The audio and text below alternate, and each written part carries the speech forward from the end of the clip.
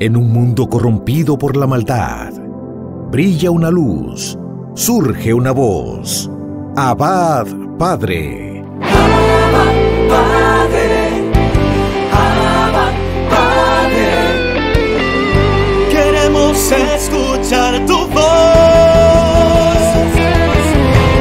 Abba, Padre. Abba, Padre. Dame tu espíritu, Señor. Abba, Padre. Abba, Padre. Queremos escuchar tu voz. Y ya con ustedes, sus anfitriones. Bienvenidos, hermanos y hermanas, a este tu programa Abba Padre Internacional.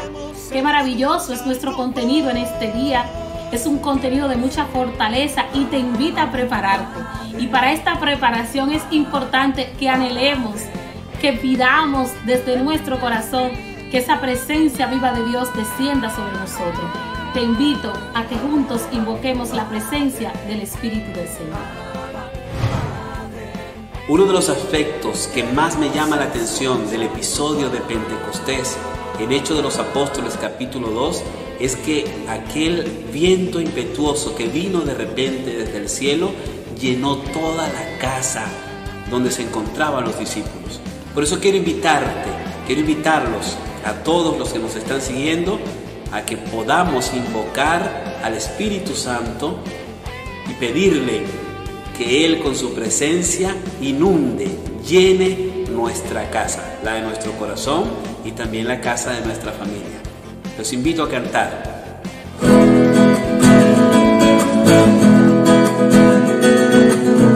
Viento impetuoso, soplo de Dios, oh Santo Espíritu Consolador. Viento impetuoso, soplo de Dios, oh Santo Espíritu Consolador. Ven a llenar mi casa, ven y danos de tu unción. Ven y guía nuestras vidas, ven y danos de tu amor. Llénanos de tu presencia, Señor. Viento impetuoso, soplo de Dios, oh Santo Espíritu Consolador.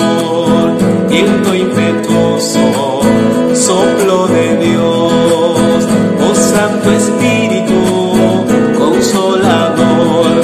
Ven a llenar mi casa, ven y danos de tu unción. Ven y guía nuestras vidas, ven y danos de tu amor. Llénanos de tu presencia, Señor. Dilo conmigo. Viento impetuoso, soplo de Dios, oh Santo Espíritu Consolador.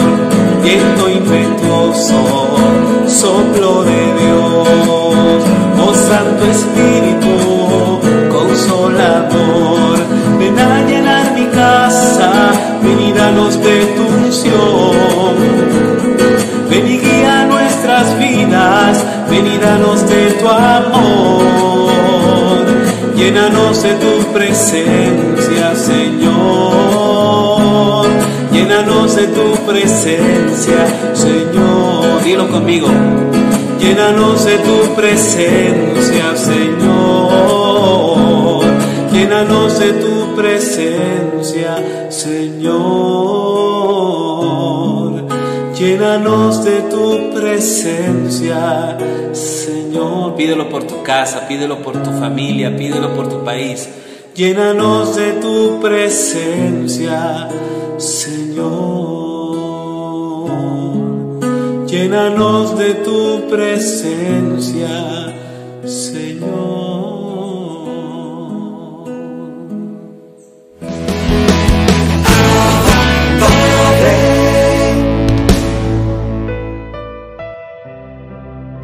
Mis hermanos, hoy reflexionamos con la lectura del Santo Evangelio según San Mateo, en su capítulo 25, en los versos del 1 al 3, y nos dice el Señor: escuchen pues lo que pasará entonces en el reino de los cielos. 10 jóvenes salieron con sus lámparas para salir al encuentro del novio. 5 de ellas eran descuidadas y las otras 5 precavidas. Las descuidadas tomaron sus lámparas como estaban, sin llevar más aceite consigo. Las precavidas, en cambio, junto con sus lámparas, llevaron sus botellas de aceite. Como el novio se demoraba en llegar, se adormecieron todas y al fin se quedaron dormidas. Al llegar la medianoche se oyó un grito: viene el novio, salgan a su encuentro. Todas las jóvenes se despertaron y prepararon sus lámparas. Entonces las descuidadas dijeron a las precavidas: dennos un poco de su aceite, porque nuestras lámparas se están apagando. Las precavidas dijeron: no habría bastante para ustedes y para nosotras. Vayan mejor a donde lo venden y compren para ustedes. Mientras fueron a comprar el aceite, llegó el novio. Las que estaban listas entraron con él a la fiesta de las bodas y se cerró la puerta. Más tarde llegaron las otras jóvenes y llamaron: Señor, Señor, ábrenos. Pero él respondió: en verdad se lo digo, no las conozco. Por tanto, estén despiertos, porque no saben el día ni la hora. Esto es palabra del Señor. El evangelista San Mateo nos narra el episodio de las 10 vírgenes. Estas 10 vírgenes que están a la espera del novio.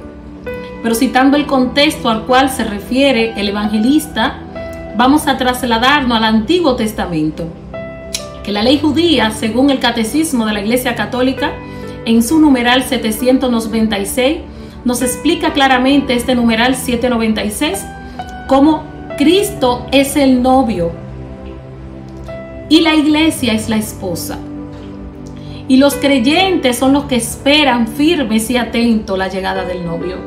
De aquí parte este contexto entre el novio, la iglesia y los que esperan en él. Y esta segunda venida, esta espera, es la segunda venida de Jesucristo. Y es importante situarnos en estos personajes: 5 vírgenes prudentes y 5 vírgenes insensatas, descuidadas.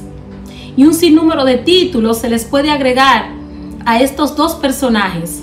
Las prudentes representan el pueblo de Dios que obedece, que fielmente cumple a cabalidad los mandatos y preceptos del Señor. Las vírgenes prudentes representan la iglesia de Cristo, la iglesia que se sacrifica, la iglesia que día tras día busca el rostro de su Dios, permanece en oración, vive según sus normas y preceptos. Y así como cita el profeta Ezequiel en su capítulo 11, los versos 19 y 20, específicamente el verso 20, refiriéndonos a lo antes dicho, que nos anticipa el numeral en el 796, el profeta cierra este gran acontecimiento que nos explica San Mateo, que para formar parte del pueblo de Dios tenemos que entregar nuestro corazón de piedra y dejarnos moldear por él para recibir un corazón de carne. Estas 5 vírgenes prudentes representan este pueblo de Dios que ha hecho un pacto de alianza con él. Sin embargo, las insensatas, aquellos que no fueron precavidas, que no fueron atentas al llamado de Dios, que no estuvieron preparadas ante la llegada del novio, representan al pueblo de Dios que es débil, que permanece tibio, que no se esfuerza. Aquellos hermanos que se quieren quedar en la queja, en el no puedo, y por qué a mí, y por qué Dios ha permitido esto en mi vida. Y tantos hermanos que aún no entienden que las diferentes pruebas, que los diferentes procesos nos preparan para la segunda venida de Cristo. Nos preparan para ver aún mayor la gloria de Dios manifestarse en nuestras vidas. El Señor nos invita a prepararnos. Y hay algo muy importante. Cuando llega el novio que entona el grito, las insensatas piden aceite a las precavidas. Hermano, aquí se nos refiere que la salvación es individual. Es un encuentro personal entre tú y tu novio, entre tú y el amado, el Cordero de Dios. Nosotros no podemos depender que porque nuestros padres oran o porque mi comunidad ora, yo me voy a salvar. No, hermano, no es así. Yo en lo particular, si tú te refieres a mí, me pide, hermana, ayúdeme a orar, yo te puedo ayudar a orar, pero va a llegar un momento determinado en tu vida que tú te tienes que empantalonar, que tú tienes que asumir el compromiso y prepararte en el Señor y empezar a declarar palabra de vida, manifestar una vida de fe y vivir conforme a la voluntad de Dios. Así que el Señor nos invita de una manera especial a vivir una vida de fe, de confianza, de oración, a mantenernos alerta. Estamos en zona roja espiritual. El león rugiente está buscando a quien devorar, pero aquellos que permanezcan firmes en la oración, con una vida de sacramento, con una vida de fe, yo soy testigo cuánto duele agradar a Dios, porque muchas veces nuestras decisiones son incorrectas y para agradar a nuestro Dios tenemos que dar la vida y dejarlo todo por Él. Te invito a vivir una vida de prudencia, a dejarlo todo por el Señor, porque Él nos invita en su segunda venida a que estemos preparados. Bendiciones.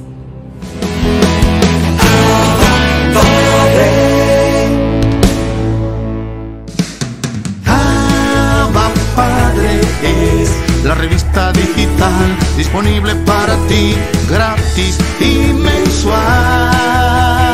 Búscale y comparte la revista digital Abba Padre con temas relevantes para una nueva evangelización con alegría y ardor. Abba Padre, el medio espiritual más completo, práctico y actual para apoyar, animar y difundir la obra santa de los evangelizadores hispanoparlantes de hoy. Gratis y mensual. Abba Padre, la revista digital.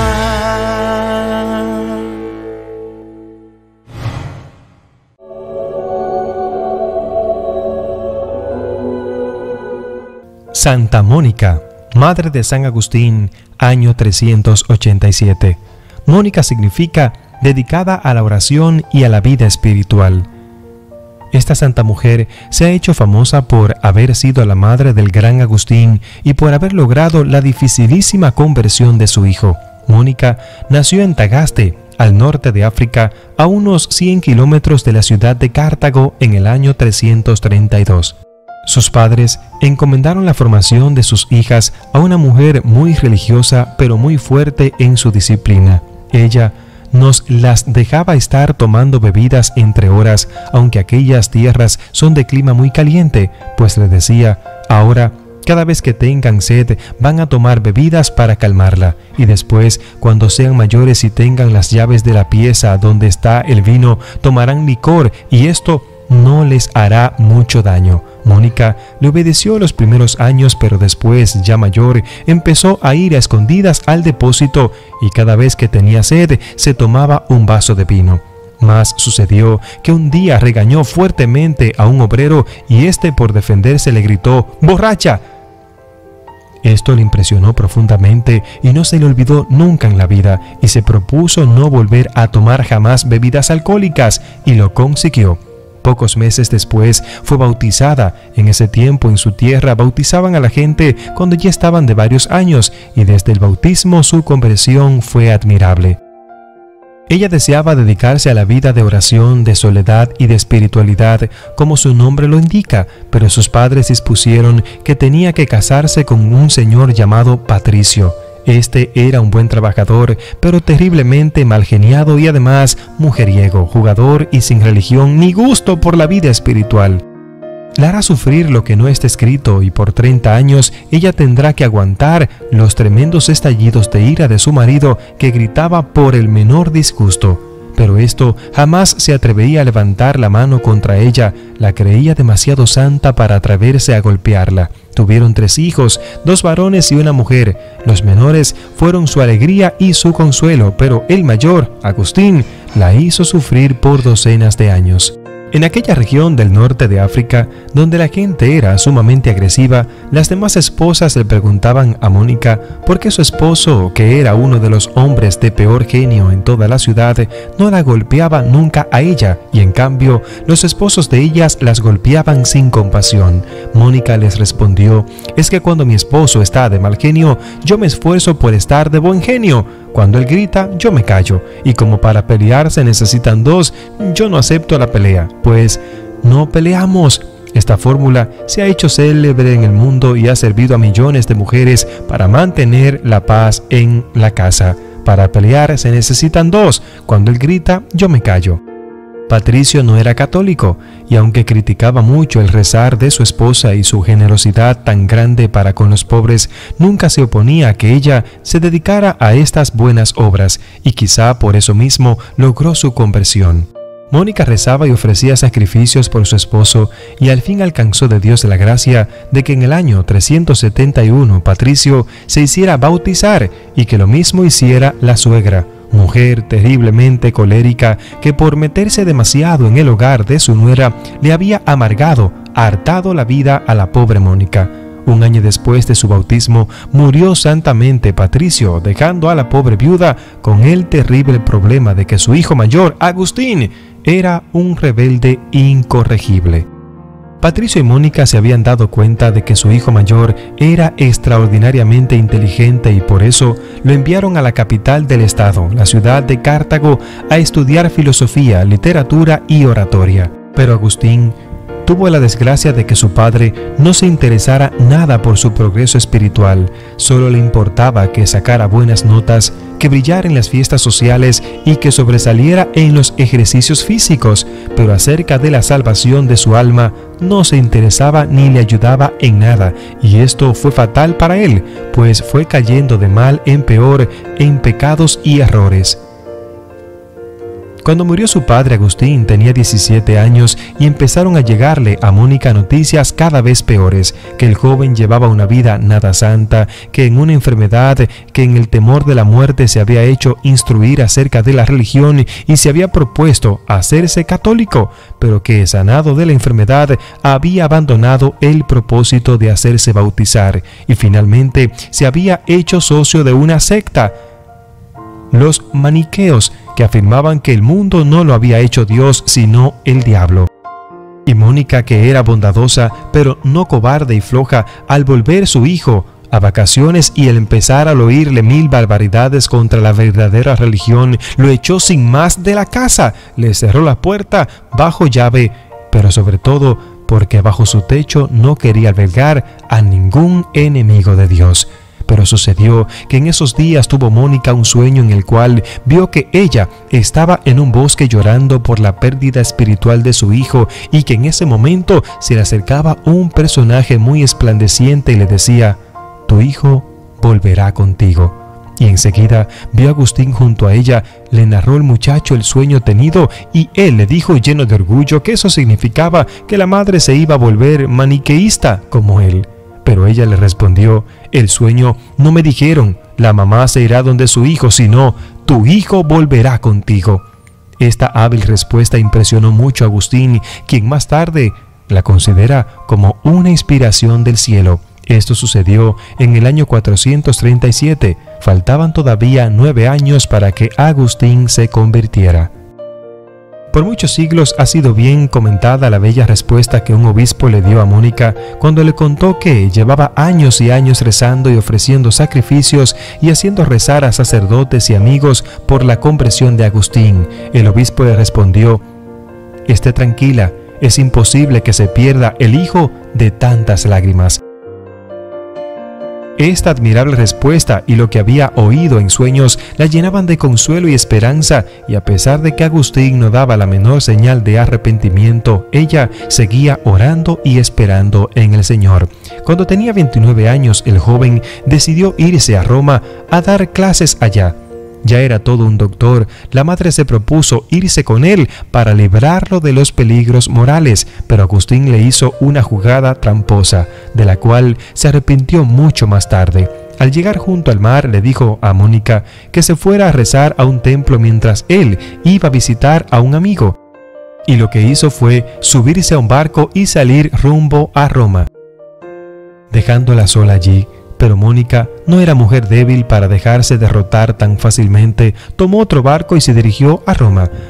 Mas, al llegar allá supo que su hijo se había ido para el norte de Italia, a Milán, a dar clases, y a esa ciudad viajó también la valerosa mujer. En Milán, Mónica se encontró con el santo más famoso de la época, San Ambrosio, arzobispo de la ciudad. En él encontró un verdadero padre lleno de bondad y de sabiduría que la fue guiando con prudentes consejos. Además, Agustín se quedó deslumbrado ante la enorme sabiduría y la poderosa personalidad de San Ambrosio, y empezó a escucharle con profundo cariño y a cambiar sus ideas y a entusiasmarse por la religión católica. Y sucedió que en el año 387, Agustín, al leer unas frases de San Pablo, sintió una impresión extraordinaria y se propuso cambiar de vida. Envió lejos a la mujer con la cual estaba viviendo en unión libre, dejó sus vicios y las malas costumbres, se hizo instruir en la religión y en la fiesta de Pascua de la Resurrección de ese año se hizo bautizar. Agustín, ya convertido, dispuso devolverse con su madre y su hermano a su tierra, en el África, y se fueron al puesto de Ostia a esperar el barco. Pero Mónica ya había conseguido todo lo que anhelaba en esta vida, que era ver la conversión de su hijo. Ya podía morir tranquila, y sucedió que cuando allí en una casa junto al mar por la noche, al ver el cielo estrellado, se puso a hablar con Agustín acerca de cómo serán las alegrías que tendremos en el cielo, y ambos emocionados, comentando y meditando los goces celestiales que nos esperaban, en determinado momento exclamó entusiasmada: ¿y a mí qué me puede ya amarrar a esta tierra? Ya he obtenido mi gran deseo, el verte como cristiano católico. Todo lo que deseo ya lo he conseguido de Dios. Poco después le invadió la fiebre y en pocos días se agravó y murió. Lo último que pidió a sus hijos fue que no se olvidaran de rezar por el descanso de su alma, y murió en el año 387, a la edad de 55 años. Miles de madres y esposas se han encomendado en estos tiempos a Santa Mónica para que les ayude a convertir a sus esposos, pero sobre todo a sus hijos, y han conseguido conversiones admirables. A esta santa la pintan como vestida de monja, porque así se vestía en ese tiempo las mujeres que se dedicaban a la vida espiritual, huyendo de los adornos de la vanidad, y con un bastón de caminante en recuerdo de los viajes que hizo buscando a su hijo para convertirlo, y con un libro en la mano, para no olvidar que fue la lectura de las páginas de la Biblia lo que obtuvo que su hijo Agustín decidiera convertirse definitivamente. Hoy es un día para que nosotros nos preguntemos: ¿estoy yo orando por mis hijos? ¿También me he cansado yo de orar por mis hijos? Y que recordemos la frase que le dijo aquel gran obispo: tranquilo, tranquila, no se puede perder el hijo de tantas lágrimas. Que Dios te bendiga.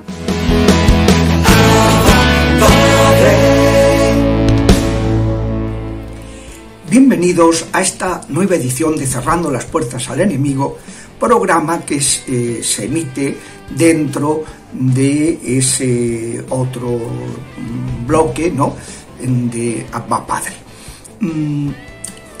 Hemos estado presentando el proceso que hay que seguir para ayudar a las personas a liberarse, que es cerrar las 6 puertas, cerrar el camino a los demonios que utilizan 6 puertas para atacarnos preternaturalmente.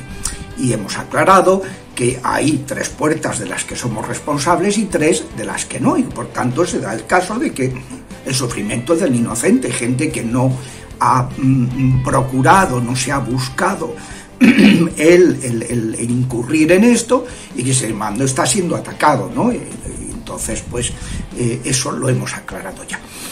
Hoy vamos a empezar con la primera puerta, que es la más importante, porque la primera puerta que utilizan los demonios es el pecado grave, el vivir alejados del Señor. Es lo primero que facilita a los demonios el atacarnos. Y cerrar esa puerta es la base de cualquier otro avance, cualquier liberación. Siempre digo, para expresar las cosas de una manera pedagógica, que de la misma manera que no hay liberación sin sanación interior, si la persona no cierra las heridas, no sana sus heridas, porque los enemigos utilizan eso. De hecho, pues la tercera puerta, la quinta y la sexta son heridas emocionales, el rencor, las heridas desde el seno materno que hemos recibido durante la gestación o por parte de gente tóxica a lo largo de nuestra vida, las relaciones tóxicas, y luego las herencias que hemos recibido de nuestros antepasados. Todo eso, pues no hay liberación sin haber sanado, sin haber cerrado esas tres puertas, ¿no? Que ya digo, son la tercera, la quinta y la sexta. Pero amigo, tampoco hay sanación, ni hay liberación si no hay conversión. Eso es lo primero. Jesucristo anunciaba lo primero de todo el reino, el perdón de los pecados. Él ha venido a perdonarnos los pecados. Luego también, para acreditarlo, porque el pecado tiene consecuencias psicosomáticas, pues también hacía esos milagros para sanarnos y expulsaba a los demonios, pero para demostrar que efectivamente esa realidad del perdón de los pecados se estaba realizando, que es algo invisible, ¿no? Mientras que los milagros y las expulsiones de los demonios se ven perfectamente. Pero por eso digo que lo primero que el Señor anunciaba, lo que tenía más importancia, aquello por lo que principalmente Jesús murió, es para salvarnos y liberarnos del pecado. Y por eso la primera puerta que hay que cerrar es esta. Y esto es fundamental, porque es muy frecuente encontrarse con gente que viene al exorcista, que va al exorcista, como si este fuera como una especie de brujo bueno. Vengo a que me haga usted una limpia. Oiga, usted se ha equivocado de portal, váyase a otro sitio, porque yo no voy a poder hacerle nada de eso que usted me plantea. Nada, porque esto es algo distinto. Esto no es algo externo, que yo te voy a curar de unas afecciones psicosomáticas en tu cuerpo, a nivel psíquico, a nivel somático, sino que para que tú puedas sanar ahí, lo primero que tienes que hacer es cerrar la primera puerta, que es el pecado. Tiene que haber una conversión, y mientras no hay conversión, no se avanza. Eso es, a veces los exorcistas se desaniman, se sorprenden, ¿y por qué estamos tardando tanto y tal? Hay que mirar. El tema de la conversión es lo primero. Y a veces no solamente la conversión del afectado, sino del entorno. Porque muchas veces Dios aprovecha esas oraciones para que intercedamos por la conversión de esas personas que han sido los causantes muchas veces de esa afección preternatural, de esa influencia, que son gente allegada, gente familiares que han maldecido a su familiar y ha quedado poseído, ha quedado influenciado, ha quedado destruido. Y entonces, pues hay que conseguir esa conversión, ¿no? A veces yo siempre cuento lo que me ha pasado muchas veces cuando ejercía el ministerio exorcístico, que mandabas a los demonios y decían, no nos podemos ir.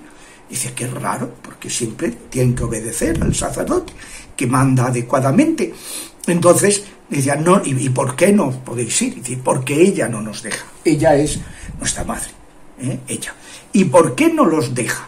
Porque hace falta una conversión previa, sin la cual, porque Dios es muy ordenado, no va a conceder una liberación psicosomática, que eso son estas cosas, estos temas, si no hay una conversión interior, si la persona no pone orden en su vida, ¿no? Por eso, pues claro, lo primero que nos hace vulnerables a los ataques del enemigo es vivir alejados de la vida cristiana y sin una conversión seria, cambio de vida que no es solo hacer unas prácticas religiosas, sino es encontrarse con Jesucristo para que Él nos transforme. Si eso no sucede, pues no hay liberación posible, no es posible avanzar en todo este proceso. O sea, es algo muy básico, muy clave, que hay que tenerlo súper claro desde el primer momento. Dios es un Dios de vivos, no es Dios de muertos. Él no quiere la enfermedad, Él no quiere que sigamos afectados por estos ataques. Pero, amigo, nos ha hecho libres y no puede establecer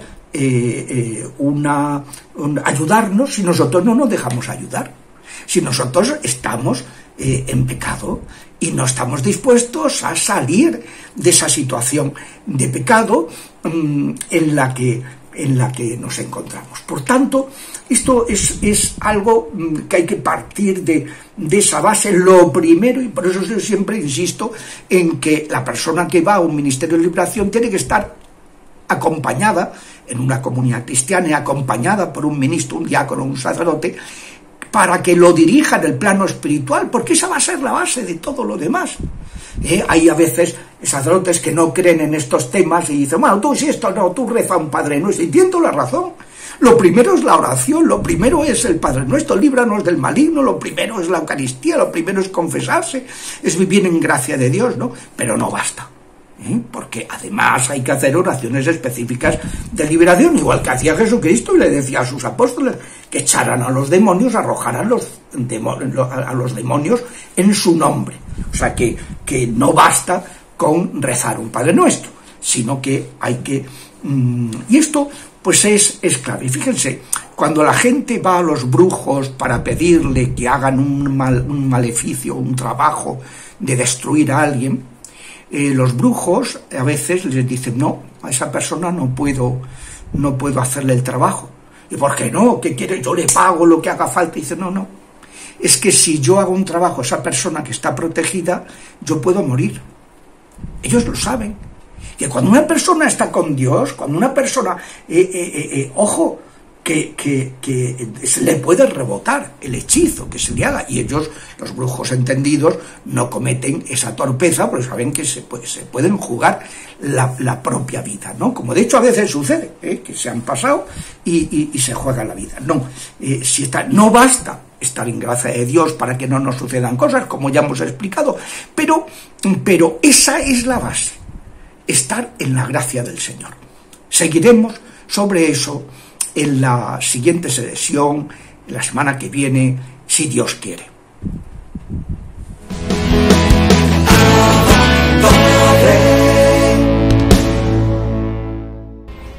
Aquí estamos una vez más en su segmento Momentos de Teología. Continuamos hablando del tema del reino de Dios. En este día vamos a tratar lo que son los signos del reino de Dios.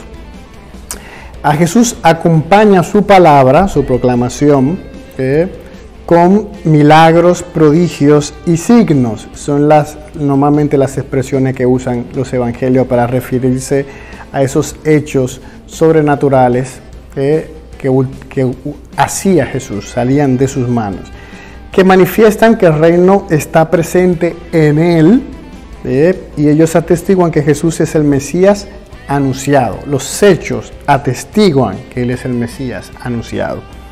Los signos que lleva a cabo Jesús testimonian que el Padre le ha enviado, invitan a creer en Jesús. Concede lo que le piden a los que acuden a Él con fe. Por tanto, los milagros fortalecen la fe en aquel que hace las obras de su Padre. Esta testimonian que Él es el Hijo de Dios, pero también pueden ser ocasión de escándalo, porque no pretenden satisfacer la curiosidad ni deseos mágicos de la persona. Eso siempre algo, hasta el día de hoy es así. Dentro de la renovación carismática pues ejercen carismas de milagro, carismas de curación, y suceden cosas extraordinarias. Y hay personas a veces que ven a Dios como si fuera un ser mágico, un ser que está ahí para hacer que las cosas aparezcan, que funcionen y tal, y eso a veces desvirtúa. Dios influye en varias cosas en que pueda darse un milagro.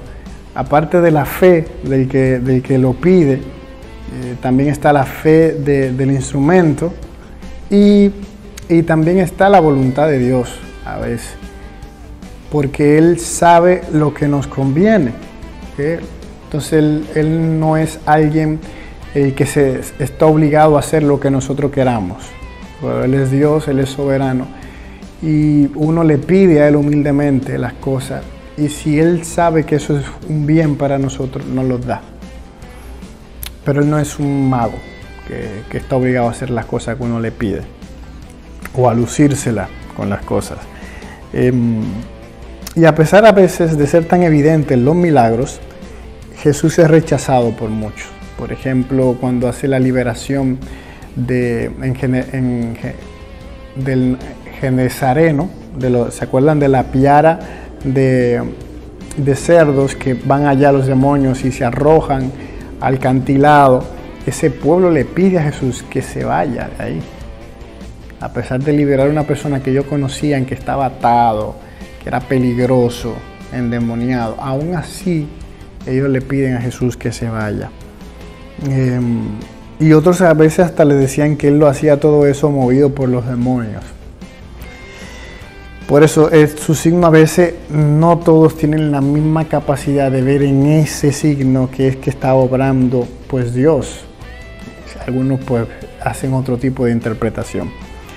Al liberar a algunos hombres de los males terrenos, del hambre, de la injusticia, de la enfermedad y de la muerte, Jesús realizó unos signos mesiánicos.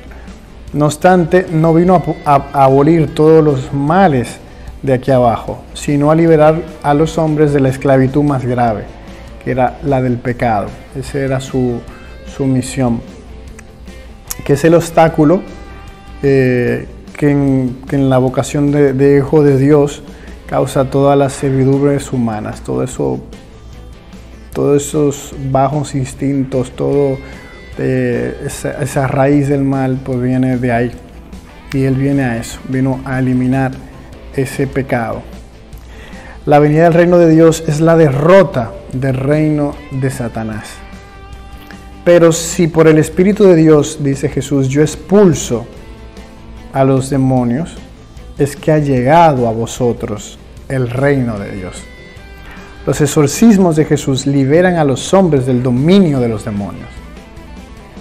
Anticipan la gran victoria de Jesús sobre el príncipe de este mundo. Por la cruz, Cristo será definitivamente establecido el reino de Dios. Dios reinó desde el madero de la cruz. Por eso es importante los exorcismos en la época en que Jesús lo hacía.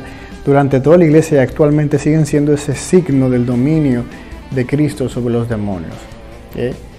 Para los que no estamos en la renovación carismática dando un diplomado en exorcística. Exorcística no significa exorcismo, o sea, no es un diplomado donde te enseñan a hacer exorcismo. No es exorcística, es una rama de la demoniología para aquellos que quieran aprender un poco más sobre todo este tema en el ámbito pues, teológico y antropológico que tenga que ver con el tema de los demonios, ataduras, maleficios, raíz por donde entra el mal, esas puertas que se le abren, todos esos temas y cómo dentro de la iglesia tiene que haber esa pastoral que se encarguen de esos hermanos que sufren por pues esas acechanzas del enemigo, para que puedan entender un poco más sobre esto y poder ejercer pues una pastoral más actual. Pues entonces ahí está ese diplomado en exorcística. Ahí solamente tienen que entrar a las redes sociales de la renovación. Ahí están todos los detalles de cómo acceder a ese diplomado. Otra cosa que tiene que ver con el reino son las llaves del reino. Desde el comienzo de su vida pública, Jesús eligió unos hombres en cantidad de 12 para estar con Él y que participaran de su misión. Como le comentaba en el otro segmento, aquí da inicio a lo que es esa reunión de los hijos de Dios, esa reunión del pueblo de Dios que es la iglesia. Y Él le hizo partícipe a estos 12 de su autoridad y los envió a proclamar el reino de Dios y a curar. Ellos permanecen para siempre asociados pues a Cristo, porque por medio de ellos Él dirige su iglesia. Yo le comentaba, si Él no hubiese querido eso, pues no elige a nadie. Él hubiera hecho todas las cosas por sí mismo. Pero Él quería que fundar una iglesia y que a su vez ellos se encargaran de extender este reino de los cielos.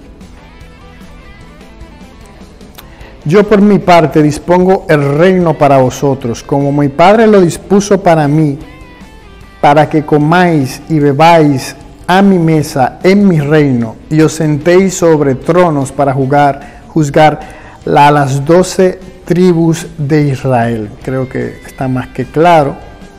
Esto es Lucas 22 del 29 al 30. Está más que claro lo que Jesús quiere decir ahí. O sea, fundó un grupo alrededor suyo para que ellos se sentaran sobre todo, o sea, lo que aquí, pues allá también en el cielo. En el colegio de los 12, Simón Pedro ocupa el primer lugar. Jesús le confía una misión única a él.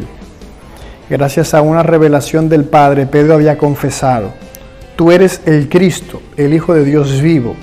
Entonces nuestro Señor le declaró: tú eres Pedro. Tú me declaraste, tú eres el Cristo. Yo te digo, tú eres Pedro. Y sobre esta piedra, porque él dice, tú eres Petrus, y sobre esta piedra, Petram, edificaré mi iglesia. Tú eres esa piedra sobre la cual edificaré mi iglesia, y las puertas del infierno no prevalecerán contra ella. Cristo, piedra viva, asegura su iglesia edificada sobre Pedro, la victoria sobre los poderes de la muerte. Pedro, a causa de la fe confesada por él, será la roca inquebrantable de la iglesia, y él tendrá la misión de custodiar esta fe ante todo desfallecimiento y de confirmar en ella a sus hermanos, como le dirá Jesús después de la resurrección. Jesús ha confiado a Pedro una autoridad específica, y él también le dice: a ti te daré las llaves del reino de los cielos, y lo que ates en la tierra quedará atado en los cielos, y lo que desates en la tierra quedará desatado en los cielos. El poder de las llaves designa la autoridad para gobernar la casa de Dios, que es la iglesia. Por eso Jesús, que es el buen pastor, confirmó en este cargo después de su resurrección a Pedro, y por eso le dice: apacienta mis ovejas. El poder de atar y desatar significa la autoridad de absolver los pecados y pronunciar sentencias doctrinales y tomar medidas disciplinarias dentro de la iglesia. Jesús confió esta autoridad a la iglesia por el ministerio de los apóstoles y particularmente por el de Pedro, el único a quien él confió explícitamente las llaves del reino. Por eso ustedes ven que cuando se dibuja a San Pedro, cuando hay un cuadro sobre él tiene las llaves, y normalmente el escudo papal suele tener las llaves por esta especificidad de Jesús para con Pedro. Por eso el Papa, el que es el sucesor del apóstol Pedro, los apóstoles no suceden a ningún apóstol, los obispos no suceden a ningún apóstol. O sea, no hay un sucesor de Pablo, no hay un sucesor de Santiago, pero sí de Pedro hay un sucesor, que es el que siempre suele ser el Papa. Es el Papa, él tiene su significado, la palabra Papa significa el que sucede al apóstol Pedro. Y su vocación, su llamado es en la iglesia pues a mantener la unidad, y por eso él puede mandar medidas disciplinarias, y nosotros como miembros de la iglesia siempre tenemos que tener esa apertura y humildad, ese acatamiento a quien el Señor ha puesto en autoridad ahí, ¿de acuerdo? El único momento donde tú puedes no obedecer a la autoridad del Papa es cuando el Papa te mande un pecado, porque por encima siempre estará la voluntad de Dios, que Dios, a Él es que hay que obedecer, por encima de quien sea. Cuando te mandan a hacer un pecado, le obedecemos a Dios más que a los hombres. Pero después, en todo lo demás, hay que obedecer siempre las disposiciones del Papa. Entonces, cuando el Papa manda algo que para nosotros parece que no va de acorde, que nos está haciendo un daño y tal, él tiene más visión que nosotros de toda la iglesia, de cómo va toda la iglesia. Nosotros estamos conociendo el grupito mío y la iglesia de mi sector y la iglesia de mi país. Él ve la iglesia universal, entonces él sabe todo lo que está pasando en todo el panorama. Entonces hay veces que hay medidas disciplinarias que me afectan a mí, que soy un grupito, pero él tiene que velar por el rebaño entero. Entonces hay veces que eso no lo sabemos ver. Quizás las personas que han estado en puestos de autoridad es que le entienden, o sea, le entienden más fácil, porque sabe que hay veces que hay que mandar medidas disciplinarias que, aunque va a salir afectado un grupo pequeño, es por el bien de todos. Entonces, hermanos míos, si el Papa manda una línea es porque es lo mejor para la iglesia. Y nosotros como miembros de ella pues tenemos que ser humildes y entender que tendrá sus razones por la cual el Santo Padre pues toma ese tipo de decisiones. Yo sé que algunos me están entendiendo a qué me refiero cuando hago esta observación. Pues vamos a dejar aquí momentos de teología. La semana que viene vamos a hablar un poco sobre la visión anticipada del reino que Jesús hace estando en vida, que es cuando Él se transfigura delante de sus 3 discípulos más íntimos, Pedro, Santiago y Juan. Eso lo veremos la semana que viene. Bendiciones.